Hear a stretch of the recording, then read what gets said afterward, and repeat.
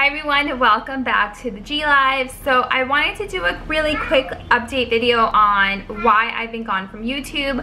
So the last video I posted was over a week ago, and it's just been kind of crazy. If you guys follow me on Instagram, then you guys probably already know what's going on or what did go on. So last week, today is, I don't even know what date it is, but this Saturday is the 17th. Last week on Sunday, Michael, my son, woke up with a fever, and the next day he still had a fever, and we weren't sure as to why. And you know, us being first-time parents, say hi. Hi. Hi, everybody.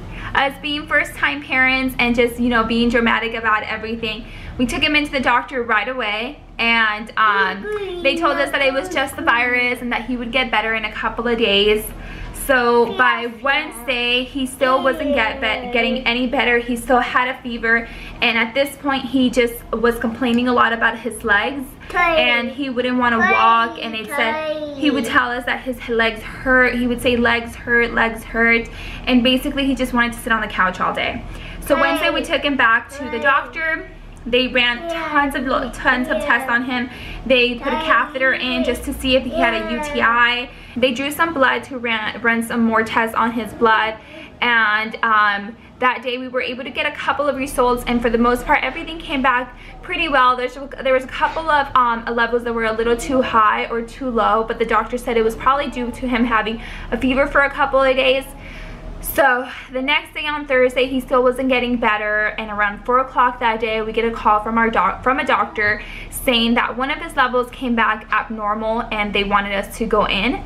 So we went in again to go see the doctor. They ran the test again because they thought that maybe it had been contaminated. Maybe the person that was drawing the blood like somehow messed it up. So they wanted us to get his blood drawn again, and we did, and we waited for the results, and the results still came back abnormal. At this point, it was like Thursday, and it was probably like 8 or 9 o'clock at night, and the doctor that was seeing him, because it wasn't his regular pediatrician, told us that we had to get him admitted to the hospital. And the hospital we were at, doesn't have a pediatrics department, so we had to drive about 25 minutes away from our house to take him to the pediatrics in a different city, in a different hospital.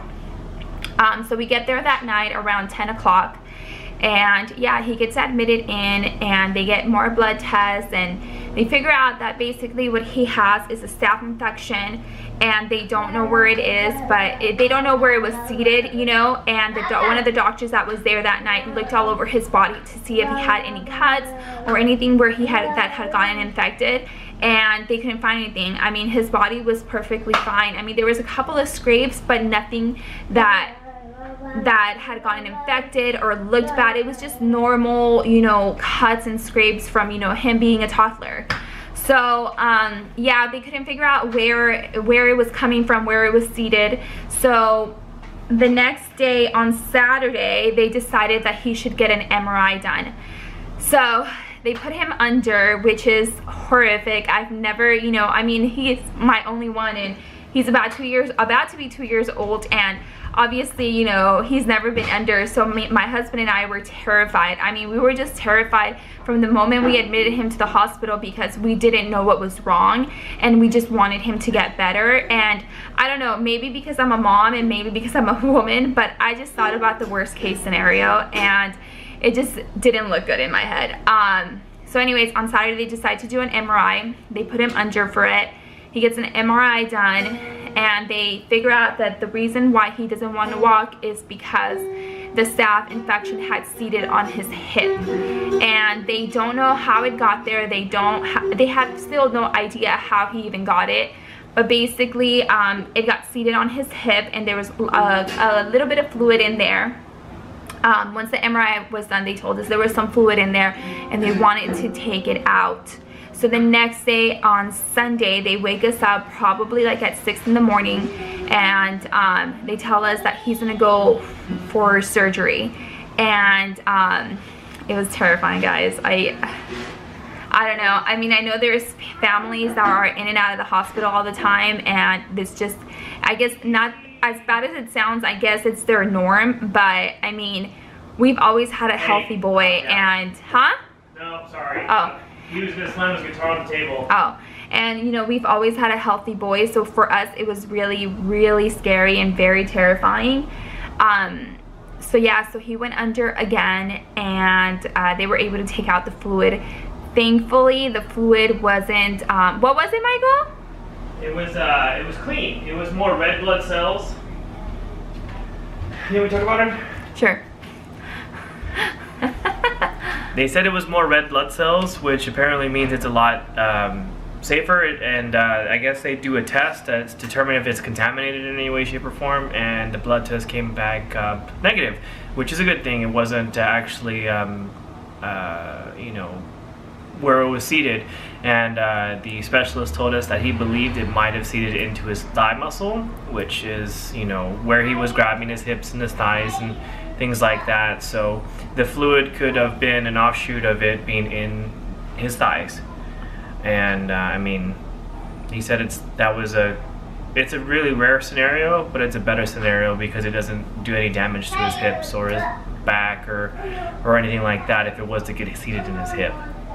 Yeah, so they took it out, and they said, the doctor said that once they took it out, it was literally just a couple of drops of fluid, and yeah, and where they did the procedure, it's by his thigh, and like between his thigh and like his privates area, and there's like just like a little needle point, and he seems totally fine. That was done on Sunday, and they told us that that same day he could be on his feet if we wanted him to.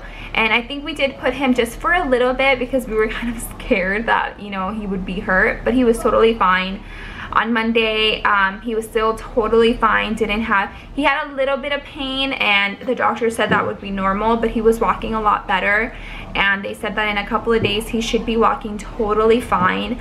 So anyways, it's Wednesday now. We just got home yesterday, and he is on medication for another 14 days, and then next week we go back for 2 more doctor's appointments in the hospitals just for him to get rechecked and possibly do more blood work just to make sure the bacteria is all out of his system. And yeah, I mean, we're just getting back home. We got back home yesterday around 5 o'clock, and our house was a total disaster, you know, obviously because we've been gone for so long, and he just was sick and stuff like that, so everything was just a disaster. And today we've just been trying to clean up. He's been okay. I guess the only issue we've had is that while we were at the hospital, I was sleeping with him in his bed because, you know, I mean, yeah. And now we're having a hard time having him sleep by himself. So that's the only thing that's been bad since we've gone home, which is, to me, is perfectly fine. Besides that, he's doing really well. He's walking, he's eating, he's playing, he's jumping around. The doctor did say to take a couple of precautions. For instance, no roughhousing, which is, you know, obviously Michael likes to do that because, you know, he's a boy, so he's not allowed to do that right now. And no, like, jumping around, being too crazy or anything like that. So, but besides that, he's good, he's healthy, which I am so glad about because, you know, the alternative would not have been good at all. Our whole family, our parents, most of our brothers and sisters came to visit him in the hospital, and, you know, everybody was there, like, trying to help us, bringing us food, like, asking what we needed for help, you know, people coming home to our house, getting, like, clothes for us, and, you know, bringing us, like, things for us to do at the hospital and not just be, like, completely bored. But yeah, we're happy to be back home. We were both very, very happy that he's okay and that, you know, the worst is probably gone. And yeah, I mean, just wait until next week for the other results, and they'll tell us what else we need to do. But besides that, we're good. And yeah, it's just getting back to the routine now of, you know, being at home and doing everything like we used to. And yeah, my house is a mess, so I need to clean that up. But besides that, I just wanted to come on here for those of you that don't follow me on Instagram and don't know what's going on. I wanted to just give you guys a quick update. I don't know how fast I'm going to be uploading videos all over again. It might be like a slow, like, start, you know, just because I'm still, you know, my husband will eventually go back to work, and, you know, I'm still, like, trying to, like, clean up the house and get everything organized. But yes, that's basically it. I hope that he just continues to get better, and yeah, I'll see you all in the next video. Bye.